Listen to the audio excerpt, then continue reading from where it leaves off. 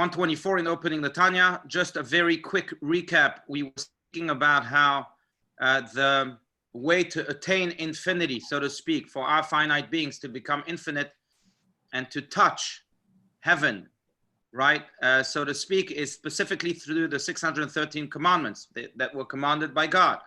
Each time we fulfill a commandment, we are touching God's desire and therefore merging our finite beings into the infinite light of God.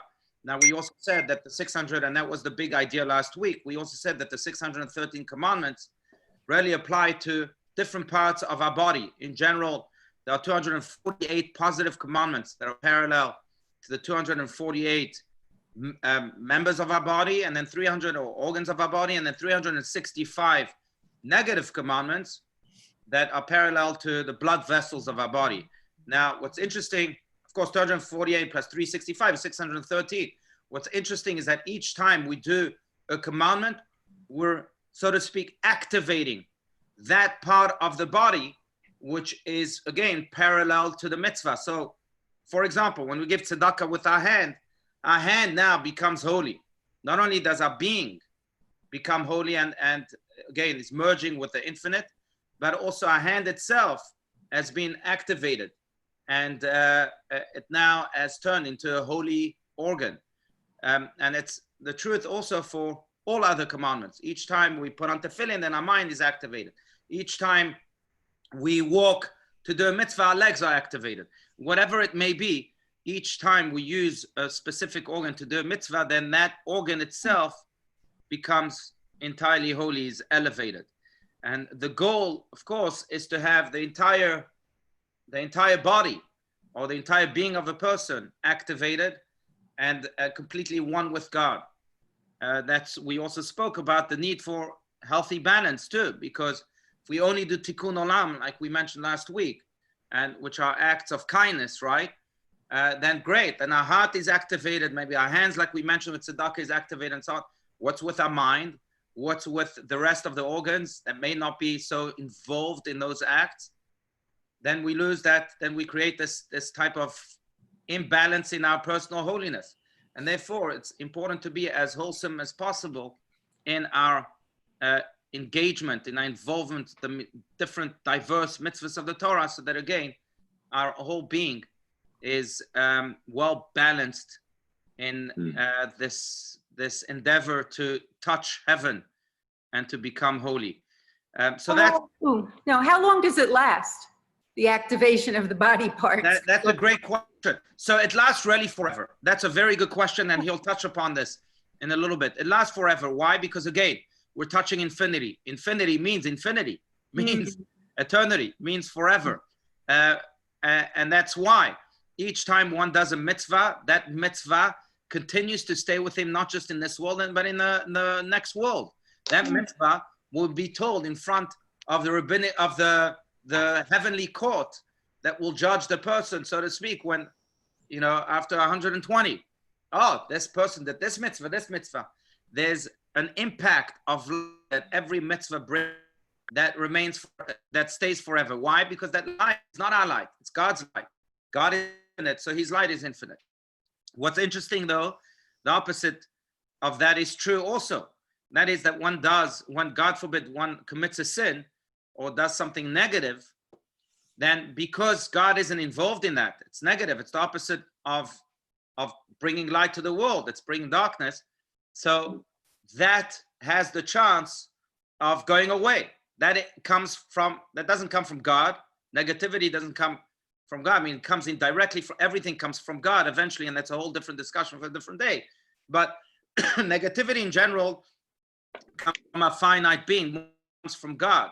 We have the freedom of choice to choose between positivity and negativity. When we choose positivity, then we are drawing God's light to the world. When we choose negativity, then it's a finite being really making that choice.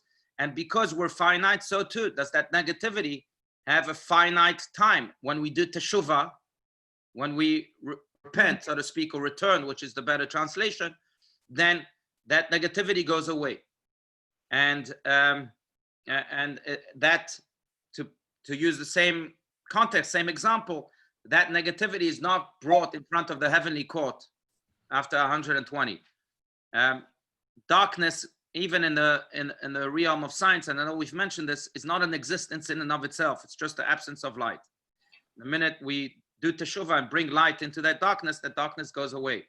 It cannot stand the test of time or the test of space. But that's the big idea. Great question, Margot. Okay, so let's continue here with this middle of page 124. This line, no single individual can actually observe all 630 mitzvot. Does anyone want to read? Anyone? I'll read. Please, Margot, go for it. Okay.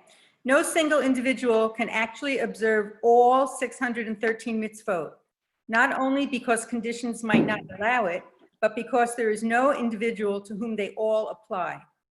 Some mitzvot are commanded exclusively to women, others exclusively to men. Some apply only to the king or the Kohen Gadol, high priest, whereas other people are actually forbidden to observe them. But every Jew has some connection with each of the mitzvot, and in a certain sense can observe all of them. For example, the high priest or the king fulfills his mitzvot on his own behalf and on behalf of all Israel. As explained in chapter 3, all of Israel, in a particular generation and in a broader sense of all generation, constitutes a koma shalema, a singular unit, just as the human body, consisting of different limbs and organs, constitutes a single organism. Israel, in this sense, is a multidimensional being in time as well as space, its various generations and communities composing an integrated whole. Each generation is a cross-section of the greater body, personifying the totality in its specific way. Each individual, therefore, as a part of the whole, shares in the mitzvot that every other part observes. Okay, all right, very powerful. So let's elucidate a little bit. So it's impossible, as mentioned, for everyone to fulfill all of the 613 commandments. Some of them, by the way, most of them, we should know, do not apply to us. This week is Tisha B'Av, and we yearn and pray for the construction of the third temple and for the ultimate redemption, because the time, right, Jordan? The time come. Time has come. But you see a lot of the reason why a lot of the 613 commandments do not apply today is because many of them apply to the temple. We don't have a temple. We can't bring sacrifices, for example. You know, all the laws of purity and impurity don't apply today because we don't have many laws of the 613 commandments do not apply today. So it's impossible for us to fulfill those laws today until that temple is rebuilt. May it happen speedily. Amen. Another reason, as mentioned, is because some only apply to men, some only apply to women, some apply to kings, some only apply to Kohanim, some only apply to Levites, and some only apply to people in certain situations, certain opportunities, and so on and so forth. If I had to guess, and I don't know if that brings comfort or the opposite, but if I had to guess how many commandments really apply to each and every individual today, to each and every one of us, including myself today, I would say there are maybe close to 200. Out of the 630, close to 200. So it's really not much. So really, it's not that hard. That's why I'm saying I hope it brings a little bit of comfort. But now, so then how can we really activate all of our organs and all of our, if we don't have those 613 commandments to today? Only 200 of them will be activated, right? Like we spoke about. And the answer is that we have other people to do it on our behalf. That's the simple answer. The deeper answer, which Rabbi Shamos hasn't spoken about yet, I know he speaks about it in a different part of this book of opening the Tanya, but is beyond these words that, you know, the king of Israel does it on behalf of the nation. Other people do it on our behalf, and they help us elevate our entire being through those deeds. But the other answer is that we do it through reincarnations. So it's not the first time that we are in this world, most probably.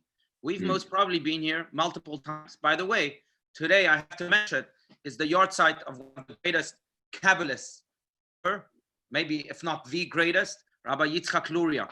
Rabbi Yitzchak Luria, also nicknamed the Arizal, Ha'ari. He's buried in Tzfat. I don't know, with COVID-19, I don't know how many people actually can go up to his grave today on the 5th of Av. But I can tell you that on a regular year, there are about 500,000, 750,000 people going up to his grave each and every year in Tzfat, because today is his yahrzeit.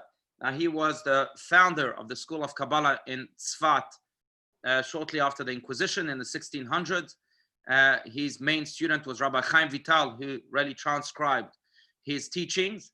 Many stories about him, but he's really the one responsible for disseminating the school of Kabbalah, which influenced afterwards the creation of the Hasidic movement by the Baal Shem Tov, and which in many ways, thanks to him, we are studying the Tanya today. If not for the Arizal, maybe we wouldn't have a Tanya to study from today. So he has a special connection to us, especially on this day of his yahrzeit, and no doubt Rabbi Yitzchak Luria is blessing each and every one of us in return for our connection to him. He's connecting to us and blessing us in every area that we need, blessing us, our children, our families, and beyond. Now, Rabbi Yitzchak Luria has a book called Shara Gilgulim, which means the gates of reincarnation, where he speaks about this big idea, this big Kabbalistic idea, which is a Jewish idea that dates back even before the Arizal, to the Zohar, Rabbi Shimon Bar Yochai, 2,000 years and even more. But, and that idea is that every soul year is reincarnated. Part of the reason we have to be reincarnated is to fulfill the 613 commandments. So yes, in this life, I may only be able to fulfill 200 commandments, because that's all I'm capable of doing, as explained. But in a previous life, maybe I was able to fulfill a little bit more. And in a previous life, a little bit more. And eventually, after all my reincarnations, I'm able to fulfill all of the 613 commandments. Now, just to note, there is a big discussion among Kabbalists, including Rabbi Shneur Zalman of Liadi, the author of the Tanya, whether one has to actually fulfill commandments in order to finally complete the 613 commandments, or is it enough to study about them? If I just studying is a type of connection. When I study about a commandment, I connect to the commandment. And maybe then my soul is fulfilled just with the study of the commandment. So maybe, and there are opinions that say that just the study of the mission of those commandments, say, for example, I'm not a Kohen, but if you study the laws of the Kohen and how they ought to bring sacrifices and behave in the temple and so on, then I will have fulfilled those commandments just through my study, and I will not have to come back for another reincarnation. So that's one way of fulfilling those commandments. But speaking of reincarnations, I just want to add to this big idea, and I know it's pretty profound, but one of the ways we can know which commandment yet we have to fulfill fully, or which commandments in the plural we have yet to fulfill fully, is by knowing not just what our strengths are, but more importantly, what our weaknesses are. When we have a certain weakness, it's probably indicative of why my soul was sent here to this world, part of this mission that my soul was charged with, to correct that weakness. God didn't want to make it easy for us. I mean, he has enough people doing easy work up there in heaven. They're called angels. But God wanted us to prove to him that, yes, we can connect to him, even though that our soul, therefore, can be completely fulfilled, wholesome fulfilled, even through its inclinations, its weaknesses, its temptations. And when we recognize what our weaknesses are, then we can also guess, more or less, it's more than a guess, it's an educated guess according to Kabbalah, why we were sent here in this world. So, for example, if I have an inclination of getting, like we spoke about during the Q&A, of snapping at my children, of getting angry very quickly, maybe it's a sign that I was sent to this world particularly to correct this trait. And by overcoming this anger each and every time, I'm fulfilling the goal of the mission of my soul. I'm fulfilling the reason for which I was created here the second time or third time or fourth time, who knows how many times I've been reincarnated. So when we recognize our weaknesses, we're able also to better understand the mission of our soul and thereby correct that which needs to be corrected, bringing harmony, wholeness to our soul altogether. I think I mentioned this, but I remember reading a letter of the Lubavitcher Rebbe, a responsa to someone who was complaining about his shlom bayit. He has no peace in his marriage, no harmony, no shalom in his bayit, in his home. And the Rebbe responds to him, atypically. The Rebbe was very pragmatic, but the Rebbe responded to each and every individual according to their own language. And he responded to him, well, maybe the fact that you are having difficulties in your shlom bayit, in the peace in your marriage, is because in a previous life you failed in that department, and God sent you with the same challenges in this life so that you can prove to him and to your soul that you have rectified this failure. Now bringing wholesomeness to you. So that's yet another way we fulfill again the 613 commandments. And again, the indication for that is by learning ourselves, not just our strengths, but also learning what our weaknesses are. Any comments? I don't want to just have this monologue. Any comments, any questions, disagreements? With reincarnation, is that like every generation, or is it like from many past generations, or is it like every generation you're reincarnated, sort of?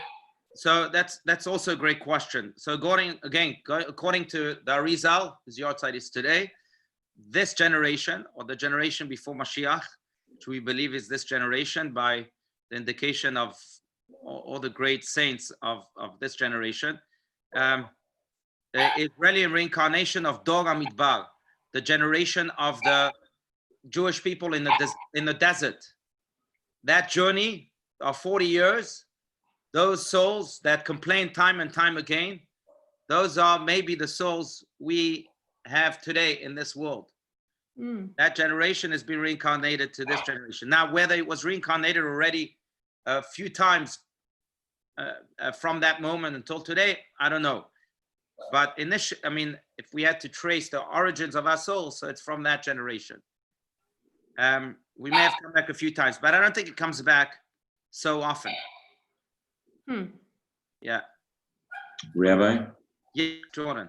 You kept using the phrase, the mission of my soul, the mission of our souls. It reminded me of a Peter Himmelman song by the same title. Yeah. Very beautiful tune. That's right. Exactly. Yeah. Yeah. And the same idea also in the lyrics. Yeah. Yeah. Yeah. Very good. Yeah. Shakar. Yeah. All right. I just want to add one thing. Again, please feel free to share your minds. But it's interesting. Just a verse that comes to mind. We are about to read it in 3 portions from now. In the portion of Re'eh this week, this Parsha about Devarim, then we have Haran, and we have Ekev, then we have Re'eh. In the portion of Re'eh, one of the commandments of that portion is Patoach tiftach et yadcha la'ani, that you should open up your hand to the poor, give tzedakah. Why? It says, Ki biglal hadavar hazeh yivarechecha Hashem Elokecha. Because of this, God will bless you.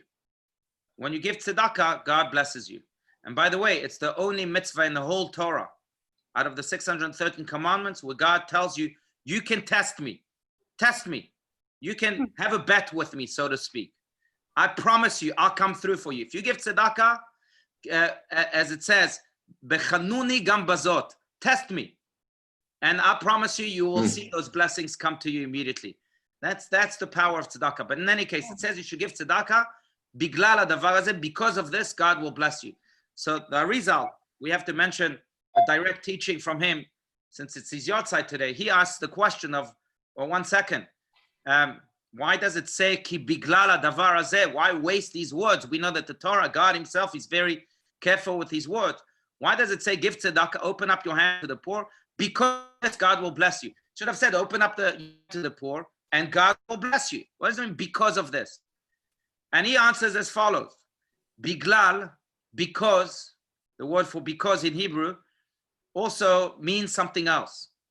So biglal hadavar hazeh also means not just because of this, but also means biglal comes from a galgal, which means the wheel. It says, why should you open up your hand to the poor? Because life is like a wheel. Today you're up here, tomorrow you're down here. And one day you'll be up, you're up, and God is giving you the opportunity, and maybe, God forbid, the wheel will turn around and you'll have to request.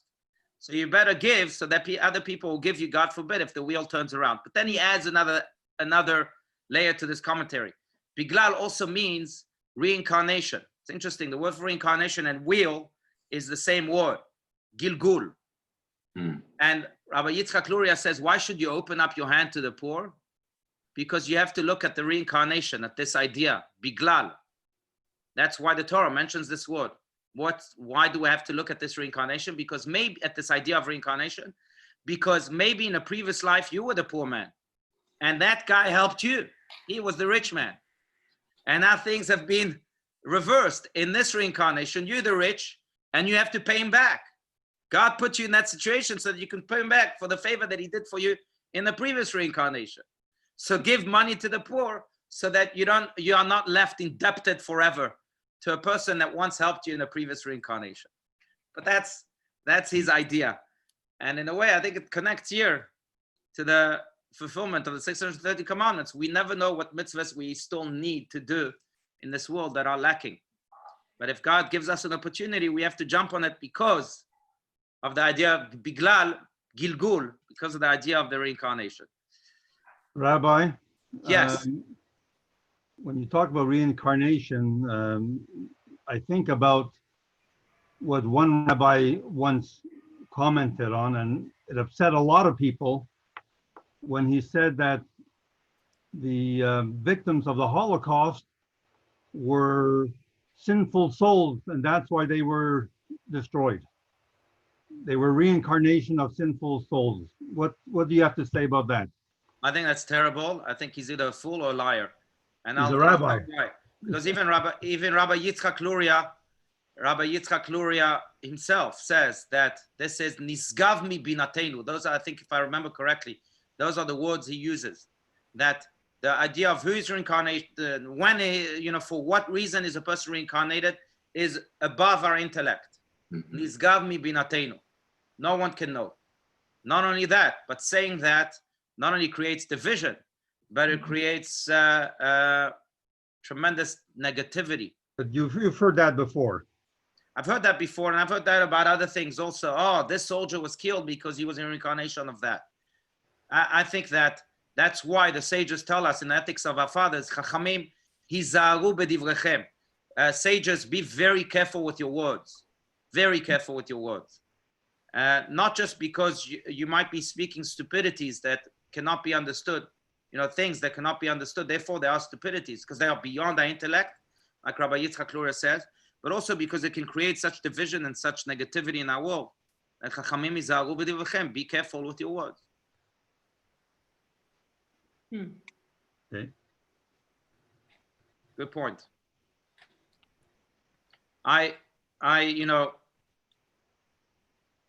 Whatever. That's fine. Yeah. I'm not going to say anything. Okay. All right. Jordan, do you want to say anything? Otherwise, we can continue. Anyone else?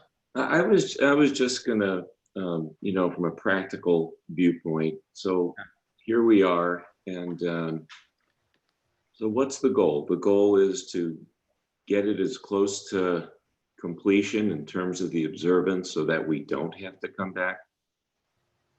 Right. So I would say this: there's two goals. There's a general goal and there's an individual goal. And to condense it into these two big ideas, I would say this: the general goal is to stop asking what I want from life, but to start asking what life from me. What I need, it's what I'm needed for. If there's a mitzvah to be done, as the Talmud says, mitzvah ba'al yadcha al tachmitzeina. There's a mitzvah to be done, do it immediately. Because maybe for that mitzvah, God sent you to the world. Baal Shem Tov famously said that a soul is sent to this world 70 or 80 years, sometimes just to fulfill one mitzvah, just to do a favor to a fellow Jew. That's how the Baal Shem Tov puts it. So you never know. If you miss that single mitzvah, you may miss the whole purpose for which your soul came down to earth. So, Rabbi, if I could make another comment. I have heard that when children die, sometimes the rabbis will say, well, he fulfilled his mission in life and that's why he returned. Again, I think the question of why is not a question we can answer. Why a child dies, that's beyond our intellect. Nisgav mi binatenu.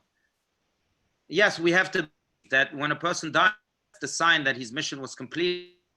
But again, it's not our department. It's really not the department. It's God's department. That we have to accept the fact that our intellect, as rich and as brilliant as it may be, is limited. And there are questions that are unanswerable. You know, It's wise not to comment on it. no, thank you. Steinsaltz, who, by the way, has a degree in mathematics, he was a teacher of mathematics. He says that he would give his students questions in mathematics that are unanswerable. And when he was asked why, he said so that they can get used to the fact that not all questions are answerable in life. And it's true, not all questions are answerable. But going back to the two, I think, measuring sticks, right? The general idea, more individual idea. The general idea is, again, asking what life wants from me. It's not about me. It's about what I'm needed for. It's about what my purpose is. That's one general Walter Chong, as they say, like world perspective to have. The other one, I would say, is, as we just spoke about, learn yourself, learn thyself, if that can be a commandment. And by learning thyself, you'll also know what your individual mission is. So as I said, if you know what your weaknesses are, then you'll know maybe what you have to rectify in this world. Same with strengths. If you know what your strengths are, you'll know what also your mission is in this. God didn't give you a specific strength, whether you're an artist or whether you're a musician, for you to keep it for yourself. He gave it to you again for you to illuminate the world with it. So by learning strength as your weaknesses, by learning thyself individually now, more personally, then one is able also to fulfill better his mission in life. So I think those are the two questions that should really stand in front of our eyes all the time. What am I needed for? Is there a mitzvah that needs to be done? It's not about me. I don't care about my comfort zone. I don't care about my my next appointment. If this mitzvah cannot be done by anyone and it's urgent, all right, my next appointment will wait. That's the reason I'm late, by the way. All the time I'm known as being late, but that's really the reason. I'm joking.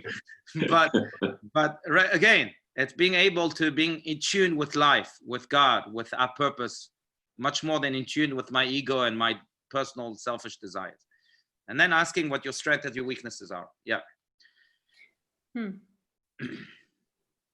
Do animals have reincarnation? Oh, that's a great question. And Shara Gilgulim, again, the book of the Arizal, Rabbi Yitzchak Lura speaks about that. And yes, animals can have reincarnations. Not only that, but human beings who have failed miserably in very bad ways can come back in forms of animals. Yeah, that's what I was wondering. And in fact, there's a story about Rabbi Yitzchak Luria. He would very often go and teach his students in the fields. In Tzfat, the area of Tzfat, there's nothing like that. Tzfat. If you've been to Tzfat, you know what I'm speaking about.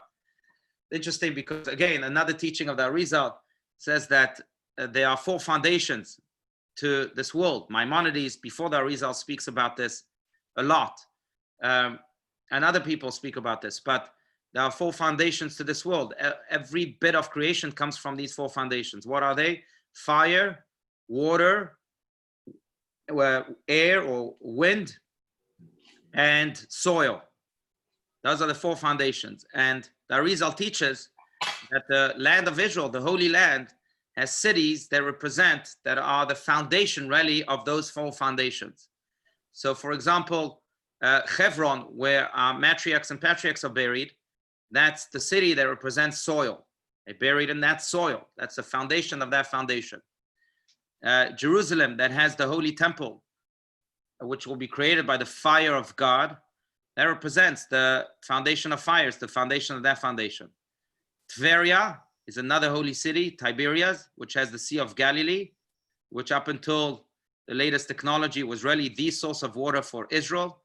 That is the foundation of water, the foundation of that foundation. And then the Tzfat is the foundation of air, of wind. And that's the foundation of that foundation. And I think that's why the city of Tzfat is really a very, very, very holy, spiritual, very indescribable type of air. But therefore, the Arizal would not just sit in his own house of study and to teach his students, but he would very often take them out to the forest, to the city, to the wide plains of Tzfat. And one day, I think a dog or a bird or an animal came and would not leave the class. And the students, it was bothering the students, so they tried to drive it away. And the Arizal said, no, leave it there. It's a nation of a soul that fought against Torah study, and now he wants to rectify his failure. Then he wants to finally study Torah with us, so leave him there. I'll tell you another story, a most recent story about the Lubavitcher Rebbe. I just saw there's a video about that. It's fascinating, but whether the Rebbe was saying that it's a joke or not, I don't believe. No word of a holy person is wasted, but.